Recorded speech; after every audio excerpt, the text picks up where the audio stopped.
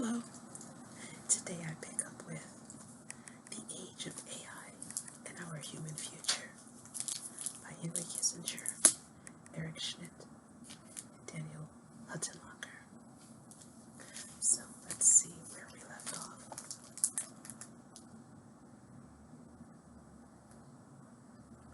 Security and World Order.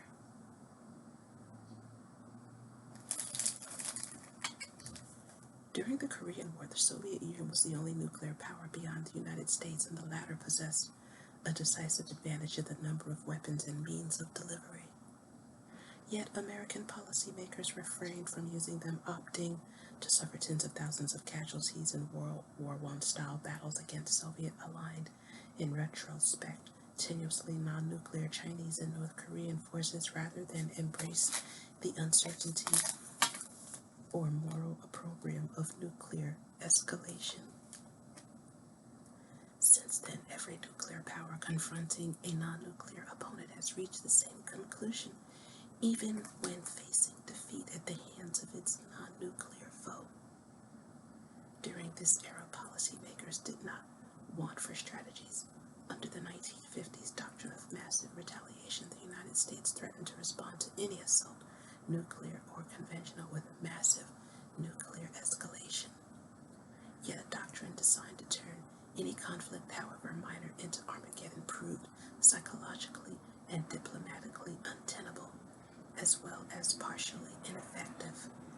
In response, some strategists proposed doctrines that would permit the use of tactical nuclear weapons in limited nuclear war. Yet these propositions founded on concerns regarding escalation and limits. Policymakers feared that the doctrinal lines strategists proposed were too illusory to halt escalation into a global nuclear war. As a result, nuclear strategy remained focused on deterrence and ensuring the credibility of threats even under apocalyptic conditions beyond those that any human had ever experienced during war. The United States distributed its weapons geographically and constructed a triad, land, sea, and air, of launch capabilities, ensuring that even a surprise first strike by an adversary would not prevent the United States from mounting a devastating response. The Soviets reportedly explored the use of a system designed to be capable, once switched on by human users, of detecting an incoming nuclear strike and disseminating launch orders for a counterattack without further human intervention. An early exploration of the concept of semi-automated warfare, involving delegation of certain command functions to a machine. Strategists in government and academia found the reliance on nuclear strikes without a defensive counterpart disquieting. They explored defensive systems that, at least in theory, would extend policymakers' decisional window during a nuclear standoff, permitting an opportunity to conduct diplomacy, or at a minimum to gather more information and correct misinterpretations. Ironically, however, the pursuit of defensive weapons only further accelerated the demand for offensive weapons to penetrate defense on both sides. As both superpowers' arsenals grew, the possibility of actually deploying nuclear weapons in the service of preventing or punishing the other side's actions came to seem increasingly surreal and incredible, potentially threatening the logic of deterrence itself.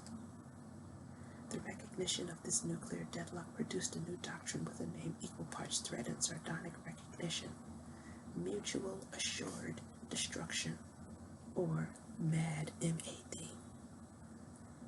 Because the number of casualties assumed by this theory, which reduced targets while compounding destructiveness, were vast, increasingly nuclear weapons were confined to the domain of signaling, including increasing the readiness of key systems and units, moving incrementally toward preparations for nuclear launch in ways that were meant to be noticed and heeded. But even sending such signals was done sparingly, lest adversaries misinterpret them and unleash global catastrophe. In quest of security, humanity had produced an ultimate weapon and elaborate strategic doctrines to accompany it. The result was a permeating anxiety that such weaponry might ever be used. Arms control was a concept intended to assuage this dilemma. Arms control, whereas deterrence sought to prevent nuclear war by threatening it. Arms control aimed to prevent nuclear war through the limitation or even abolition of the weapons or categories of weapons themselves. This approach was paired with non-proliferation, the concept underpinned by an elaborate set of treaties, technical safeguards, and regulatory and other control mechanisms that nuclear weapons of the knowledge and technology supporting their construction should be prevented from spreading beyond the nations that already possess them. Neither arms control nor non-proliferation measures had been attempted on such scale for any previous weapons technology.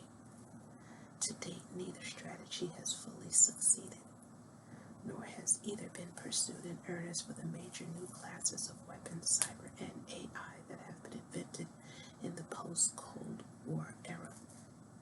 Yet, as entrants to the nuclear, cyber, and AI arenas multiply, the arms control era still holds lessons worthy of consideration.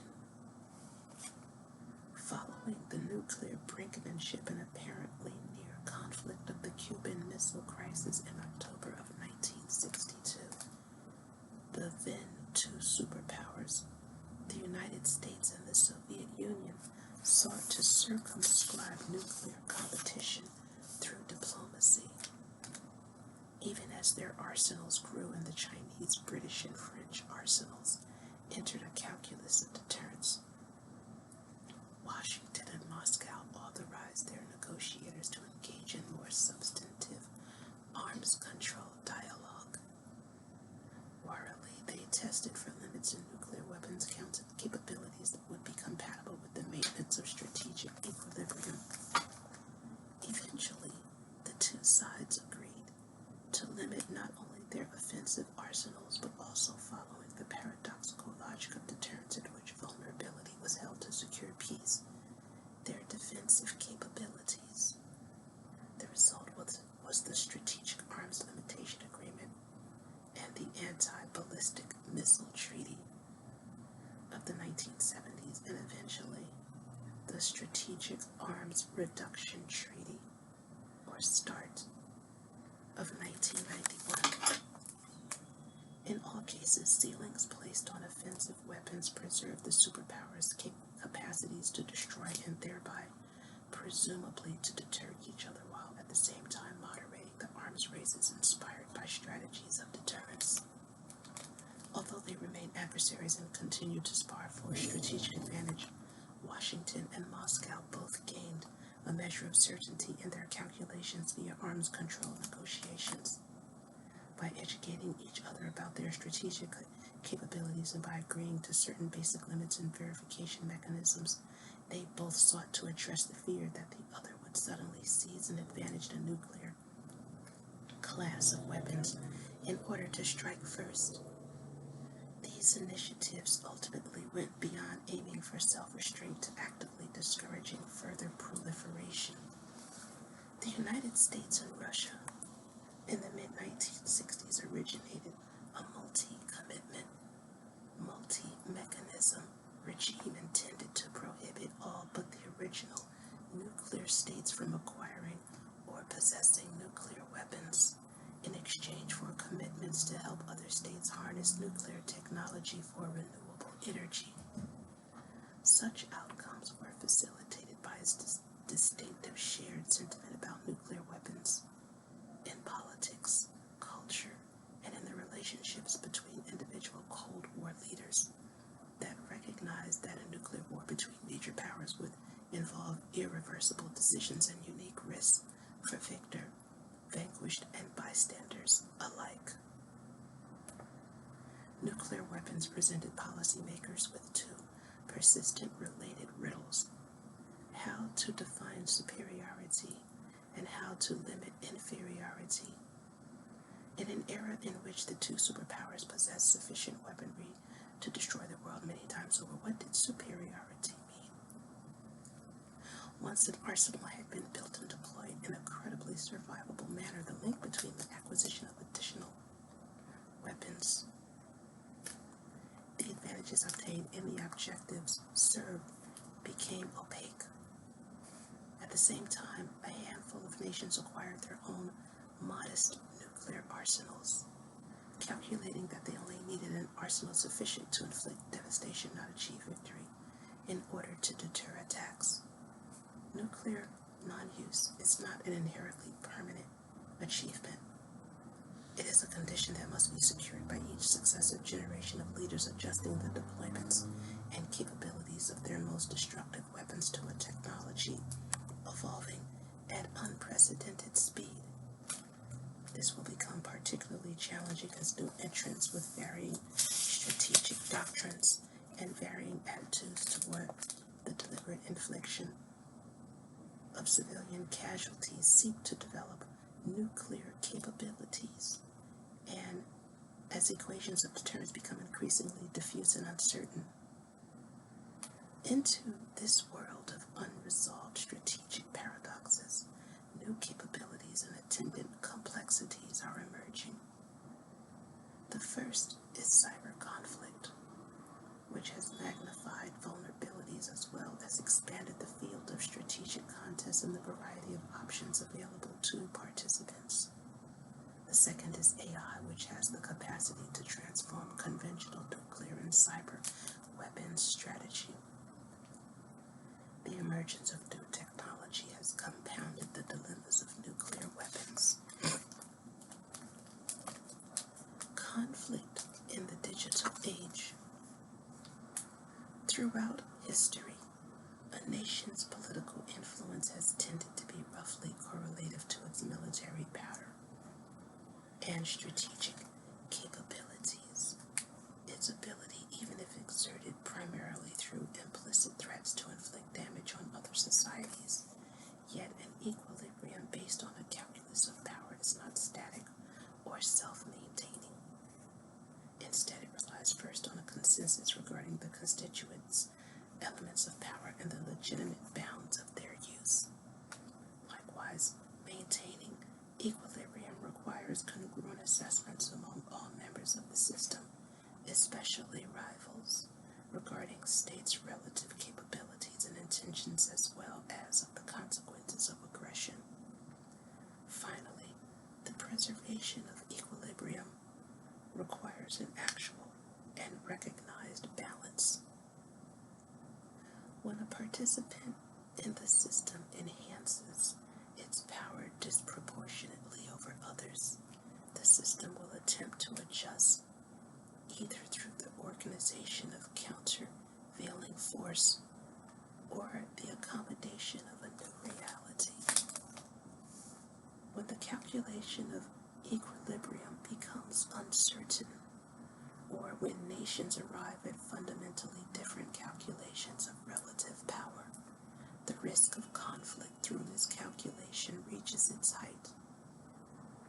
In our era, these calculations have entered a new realm of abstraction. This transformation includes so-called cyber weapons, a class of weapons involving dual-use civilian capabilities so that their status as weapons is ambiguous. In some cases, their utility in exercising and augmenting power derives largely from their users not disclosing their existence or acknowledging their full range of capabilities.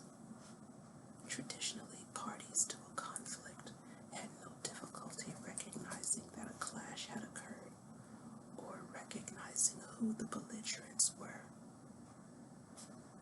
Opponents calculated rivals' capabilities and assessed the speed with which their arsenals could be deployed. None of these traditional verities translates directly to the cyber realm. Conventional and nuclear weapons exist in physical space, where Their deployments can be perceived and their capabilities at least roughly calculated. By contrast, cyber weapons derive an important part of their utility from their opacity.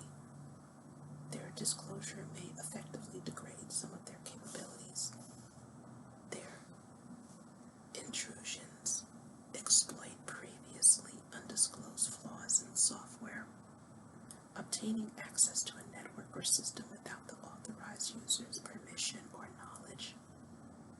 In the contingency of distributed denial of service or DDoS attacks, as on communication systems, a swarm of seemingly valid information requests may be used to overwhelm systems and make them unavailable for their intended use. In such cases, the true sources of the attack may be masked, making it difficult or impossible to determine, at least in the moment, who is attacking. Even one of the most famous instances of cyber-enabled industrial sabotage, the Stuxnet disruption of manufacturing control computers used in Iranian nuclear efforts, has not been formally acknowledged by any government.